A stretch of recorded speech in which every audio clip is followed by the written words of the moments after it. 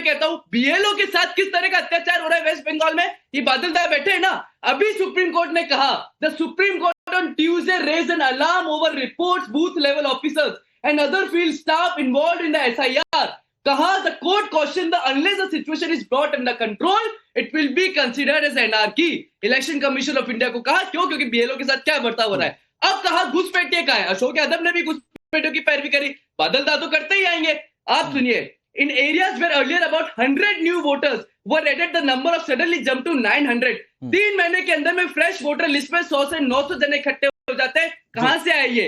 Malda, Murshidabad, Nalanda, Uttar Dinajpur, Cooch Behar, north 24, south 24। ये वो है जहां पर डेमोग्राफिक कंडीशन लगातार चेंज हुआ। बादल दादा जवाब दे रहे हैं, अमितोष भाई बादल दादा जवाब दे रहे हैं आपकी बात के। जल्दी से बादल देवनाथ जी, फिर मैं अवधेश सर के पास और नफीस भाई के पास जा रहा हूं, प्लीज बादल दादा जल्दी। सबसे पहले बीएसपी के प्रवक्ता मेरा छोटा भाई को कहना चाहता हूँ, तुम्हारा जो शुभेंदु अधिकारी है बंगाल में जो विपक्ष नेता, विरोधी नेता है, उन्होंने फैक्ट रखे बादल दादा, उन्होंने फैक्ट रखे, उन्होंने बताया कि क्यों इन्फिल्ट्रेटर्स बाहर होना चाहिए, कैसे चुनाव आयोग का ये संवैधानिक अधिकार है ये करवाना एसआईआर। बादल दादा, शुभेंदु अधिकारी, मैं जो बोल रहा था तभी बीच में बोलता है। देखिए ऐसा है ना बादल देवनाथ, दादा दादा कर रहा हूं तो इसका मतलब ये कि तमीज से बात कीजिए। पहली बात तो सुनिए, प्लीज सर आंसर लीजिए सर। मैं बादल दादा, मैं कह रहा हूँ आप शुभेंदु अधिकारी की बात जिस दिन होगी कर लेना। नंदीग्राम में हराया था ममता दीदी को, जिस दिन होगी बात कर लेना। मैं कह रहा हूं उन्होंने फैक्टफुली बताया कि कैसे देश के अंदर इन्फिल्ट्रेटर्स है और क्यों बाहर किया जाना चाहिए और कैसे चुनाव आयोग का संवैधानिक अधिकार है, उस पर बात कीजिए ना बादल दादा। आपको आप क्यों बुलाया मुझे? मेरे पास मेरे से आंसर लेना है तो आपको। मैंने शुभेंदु अधिकारी पर बात करने के लिए तो नहीं बुलाया कम से कम आपको। अरे बाप रे बाप, अरे बाप, बीच में टोक रहा है। मैं क्या बोल रहा हूँ आप सुनिए। आपका शुभेंदु अधिकारी, आपका चैनल का जो शुभेंदु अधिकारी है, हमारे चैनल का नहीं है सर, मेरे चैनल में कोई शुभेंदु अधिकारी नहीं है। आप फ्रस्ट्रेट हो रहे हैं, देश देख रहा है आपको, आप फ्रस्ट्रेट हो रहे हैं, जवाब नहीं दे पा रहे हैं। मुझे क्यों टोक रहा है? वो तो भाजपा के लिए टोक रहा है ना। भाई मैं देश के वोटर के लिए टोक रहा हूँ आपको। बताइए ना एसआईआर में क्या दिक्कत है? पकड़े गए ना 58 लाख मिले ना जो अवैध वोटर है। आप मुझसे छोटा है, मैं शहर बोल रहा हूँ। बादल दादा, मैं भी तो आपको दादा कहकर, बंगाली में दादा का मतलब बड़ा भाई होता है ना, मैं कह रहा हूँ ना बड़ा भाई आपको।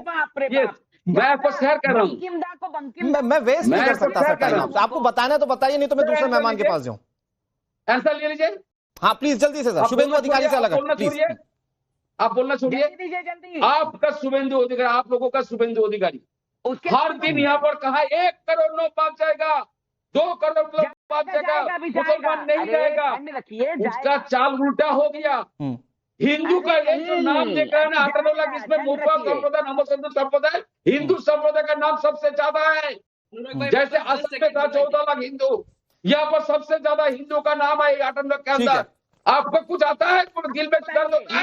हम लोग बंगाली है, बंगाल में रहते, बंगाल के सभी लोगों को साथ रहते। आ रहा हूँ झूठा बात बोलते हैं ना। देखिए सुनिए ना, ऐसा एक मिनट बादल दादा थोड़ा सा चिल हो जाए।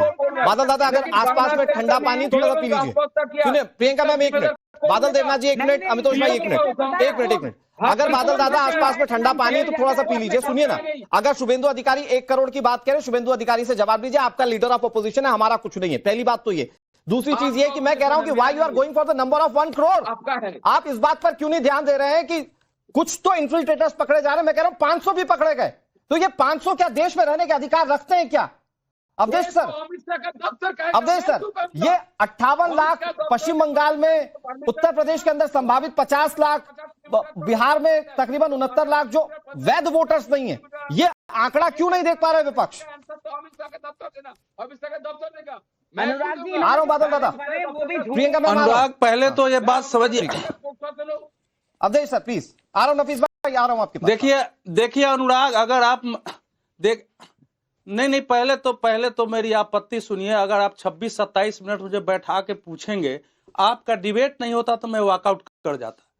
आखिर बादल देवनाथ ने 1 लाइन बताओ कि सार्थक बात बोलिए। मैं 26 मिनट से बैठा हुआ हूं, आप बार बार कह रहे हो कि अवधेश सर आपके पास आता हूं।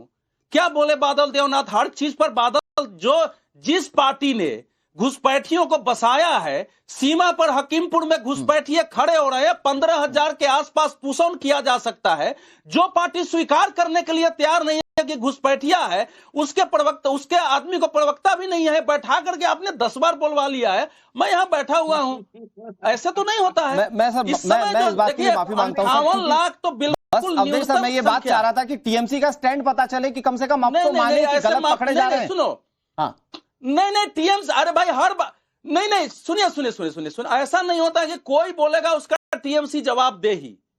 और बादल देवनाथ टीएमसी के अधिकृत प्रवक्ता भी नहीं, मैं किसी व्यक्ति पर टिप्पणी नहीं करता, आपके गेस्ट है, आपको अधिकार है, लेकिन हर बात पर बीजेपी बोले ही और टीएमसी बोले, ऐसे थोड़े होगा। टीएमसी क्या बोल रही है?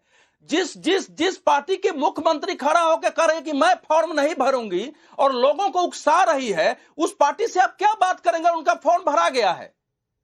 जिस पार्टी के एक विधायक कह रहा है कि मैं बाबरी मस्जिद बनाऊंगा, उसको अरेस्ट करने के बदले उसको निलंबित करके खुलेआम छूट देती है, उनकी पुलिस के संरक्षण में बाबरी मस्जिद की नींव पड़ती है।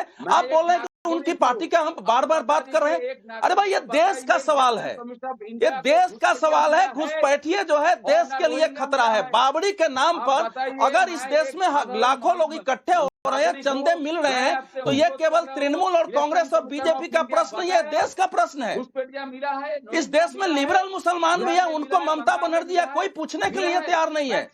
आप सोचिए ना, ये अशोक यादव है, देवनाथ है, एक बार भी बताइए, मैं इन लोगों को पूछने की भी जरूरत नहीं, क्या इस देश ने कभी देखा है कि ममता बनर्जी, समाजवादी पार्टी या किसी विपक्ष के नेता ने 10 साल में घुसपैठियों को निकालने के लिए एक आवाज उठाई हो?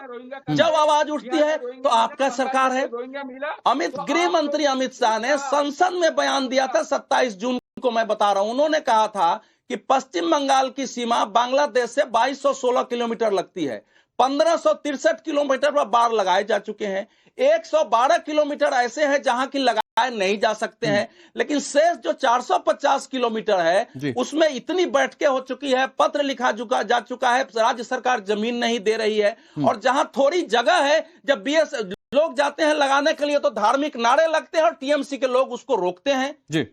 अब आप एसआईआर, तो मुझे भी उम्मीद नहीं थी कि एसआईआर इतने जहरे नागों को बीच से निकाल देगी। एसआईआर ठीक है, वोटर का शुद्धिकरण है, लेकिन जिस ढंग से इतनी बड़ी संख्या में, ठीक है, इतनी बड़ी संख्या में अगर विदेशी नागरिक हमारे देश में सामने आ रहे हैं, विदेशी नागरिक, अब देश पॉलिटिकली कुछ भी कहा जाए, मैं ये पूछना चाह रहा हूं कि क्या ये वाकई में वोट बैंक से कोई संबंध है कि जो विपक्षी पार्टियां लगातार विरोध करी थी? 10 सेकंड में सर, वोट बैंक से संबंध है, इसलिए इसका विरोध किया जा रहा है? गलत को गलत नहीं कह पा रही पार्टियां? नहीं, ये मान के चल रहे हैं कि मुस्लिम वोट, इससे अगर हम बोलेंगे तो मुसलमान वोट हमारे साथ एकजुट रहेगा। ममता बनर्जी का संकट यही है कि अभी तक उनको सपोर्ट करते हैं तो मुसलमान हमारे साथ रहता है, और दूसरा इसका कोई कारण ही नहीं है। ओके, नफीस भाई, ये एसआईआर के एजेंडे के इतर बाबरी मस्जिद को लाकर क्या ये जानबूझकर कोशिश की जा रही है कि वो कंसोलिडेशन हो, जैसा कि अवधेश सर भी जिक्र कर रहे हैं? और क्या उस नैया पर, जिस नैया पर अभी सवार हैं हुमायूं कबीर, क्या उस पर एआईएमआईएम भी सवार होने जा रही है क्या? देखिए, सबसे पहली बात तो मैं एक भारतीय मुसलमान हूं, और पूरे डिबेट का ये जो चर्चा था घुसपैठ जी सर, तो एज ए इंडियन मुस्लिम मेरा सीधा मानना है कि ये देश मेरा है, ये देश कोई धर्मशाला नहीं है। कोई भी बाहर का व्यक्ति अगर हमारे देश में घुसता है, कोई भी आदमी अगर हमारे देश में घुसता है, उसको वोट देने का कोई राइट है, और वो घुसता कैसे, उस पर जांच होनी चाहिए। ट्रू सर, मैं भारतीय हूं या नहीं हूं, अगर बीजेपी वाले ये सोचिए ना सोचिए, उनकी सोच मेरी जूती पर। मैं भारतीय हूं, मुझे पता है, और मुझे मेरे देश की रक्षा करनी, ये भी मुझे पता है। दूसरी बात नहीं होता है, ऐसा होता, आपको पता है कि ये लोग हमारे बारे में क्या सोचते हैं, लेकिन मैंने अपनी बात क्लियर कर दी। आप सुनिए, तुष्टीकरण की जहां तक बात आप कर रहे हैं, आपने कहा है मैम तुष्टीकरण करती है। हम बंगाल में डिमांड कर रहे हैं इंग्लिश मीडियम स्कूल की, जो कि मुस्लिम एरिया में नहीं है, हिंदू एरिया में भी नहीं, तो हम तुष्टीकरण कहां से कर रहे हैं? आप तुष्टीकरण बोलिए ना, टीएमसी वाले करते हैं, बीजेपी वाले करते हैं। तो आपको पता है कि ममता बनर्जी ने पूरे बंगाल में बना के भी रहूंगा, ये तुष्टीकरण कर रहा है कि नहीं कर रहा है? मैं बता रहा हूं, मैं उस पर आ रहा हूं, एक मिनट मैं उस पर आ रहा हूं। एसआईआर अगर इसलिए की जा रही है कि हाँ वहां पर आपको सिटीजनशिप छीनना है, लोगों का नागरिकता छीनना, तो टीएमसी वाले एसआईआर बंगाल में क्यों होने दे रहे? आर्टिकल 326 हमें अधिकार देता है वोट देने का। ईसीआई का काम, इलेक्शन कमीशन ऑफ इंडिया का काम है कि वो कभी भी एसआईआर करे, कोई दिक्कत नहीं है। उनका काम है वोटर लिस्ट को साफ सुथरा करना, इसमें कोई दिक्कत नहीं है। एसआईआर के खिलाफ जाके क्या ही करेंगे आप, वो तो संवैधानिक तरीके से।